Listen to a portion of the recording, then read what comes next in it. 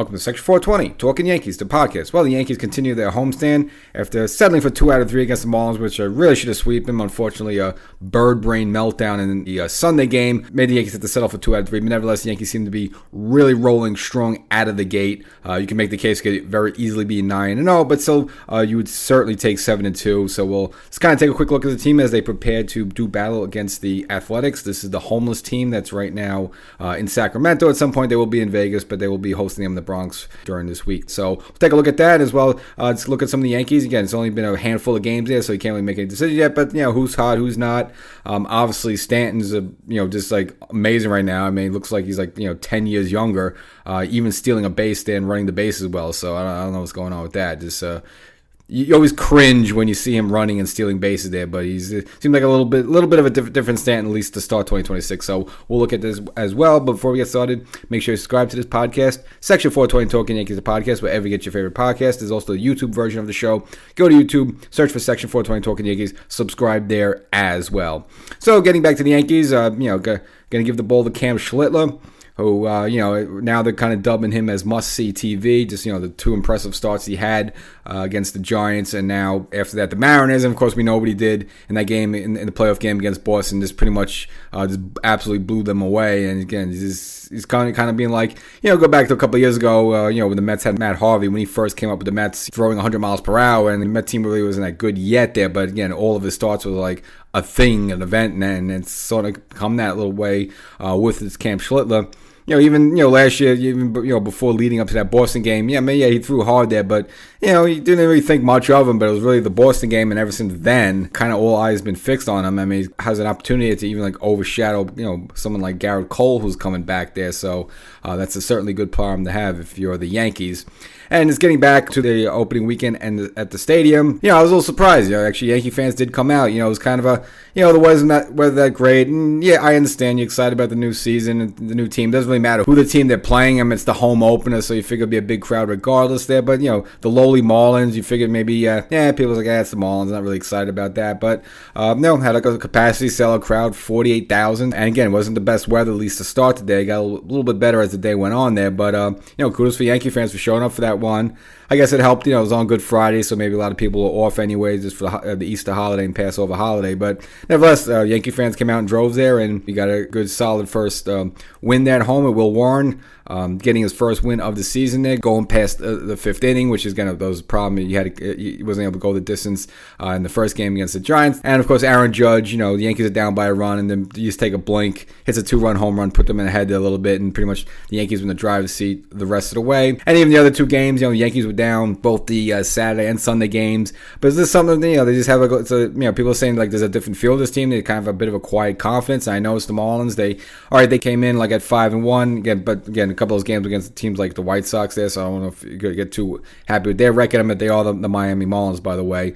But still, even with that in mind, even the Yankees fall behind, Saturday game, 4 runs or so. Don't panic. You don't get a good start from weather's there, but, start chipping away. You get a 2-run home run from Cody Bellinger in there, and then the Yankees finally tacking on some runs. Again, even Stanton getting in the mix, stealing a base, and then going to third base on a wild pitch there. So, even Stanton busting out the legs there.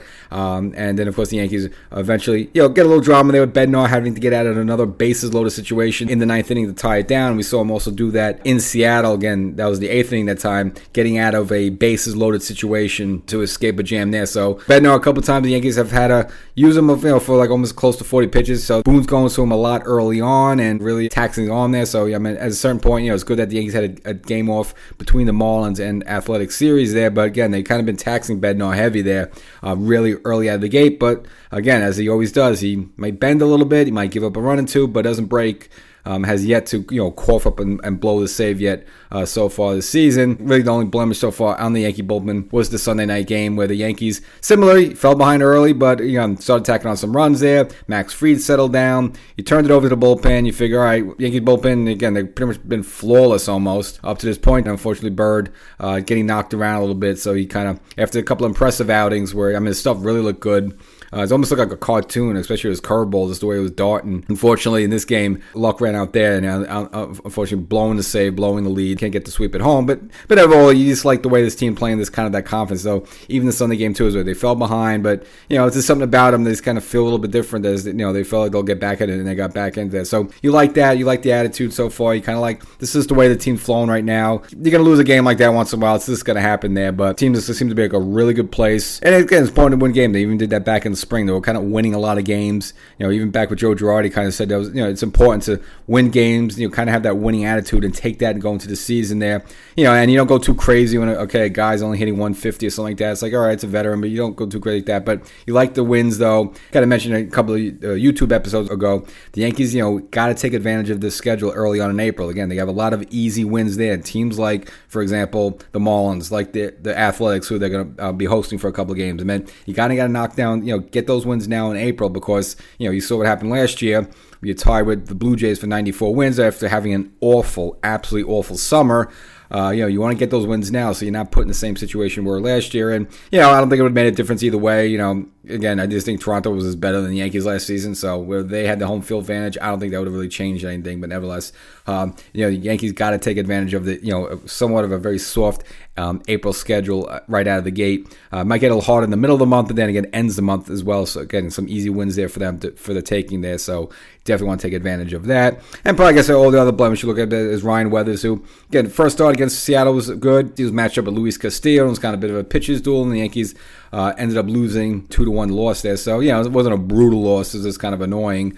But again, Weathers' second start, which was against his former team, ironically, he did get knocked around a little bit there. So, I don't think it's a real big deal there. But obviously, with Luis Gil coming back soon, and according to Boone, he's going to join the team later in the week when they take the series down to Tropicana Field, which is now repaired from the hurricane damage. Remember last year, the Tampa was playing at George M. Steinbrenner Field there, so it seems like Luis Gil is going to join the team. Looks like he's lined up, possibly even for that Friday, the opening game there. So you got Will Warren floating around, you got Luis Gil now back, and then Weathers, who again had a bad start there, and one of these guys eventually, once with the likes of Rendon and Cole come back, one or two of these guys are going to end up in the bullpen or maybe somewhere else, maybe get traded or something like that, or go sent down to AAA there. So it's going to be a little bit of a competition for those guys, and which I think is good because I think it's just going to make them all perform better there. But again, overall, you just look at the 7-2 though. No one injured right now, no nagging injuries, anything report like that. I think overall, you'll certainly take it. And again, this team easily could have been 9-0 right now. Just as I mentioned before, they lost that 2-1 game, the opening game in Seattle there. Probably if the Yankees were facing any other pitcher other than Luis Castillo, maybe they would have swept that series as well. Okay, whatever. And then, of course, as mentioned before, blowing the opportunity to sweep the Marlins at home. There's with Jake Bird giving up a bunch of runs late in the game there. But other than that, this team could easily be 9-0 right now. But you definitely got to be happy. And again, you just know on the horizon, probably first will be Carlos Rendon, who's kind of still ramping up a little bit. Seems like he's had a little bit of setbacks. He complained of some tightness in his legs when he was running a little bit there. So he might not be back as quick as they were kind of originally projecting, but it also looks like Carlos will be back as well. So you got this team right now that's really good out of the gate. And it's just going to get better when those two pitchers join the starting rotation there. And again, and it's just going to make everyone better because even if you have to move someone like Weathers or I don't think it'd be Luis Gil, but even if you have to move like Weathers or someone like Will Warner or Luis Gil into a long relief role, even if that even happens, again, it's just going to make your team that much stronger up and down the roster there. And getting to some players who's kind of hot, who's kind of not right now, of course, I mentioned before, Stanton really hot out of the gate, hitting .394. And again, it's not just the fact that he's hitting home runs. I mean, yeah, he has a home run, but overall he has 13 hits, and he actually leads the team in hits with 13 there. So spraying the ball around. Of course, I'm sure you saw the thing that, in the Sunday game against the Marlins, hitting a single, one of your typical Stanton, like golf line drive swings there, putting a dent in the wall. So again, he's hitting the ball hard with authority, even though he still, apparently has these sore elbows there, but he's still getting it done. With 13 hits, that leads the team.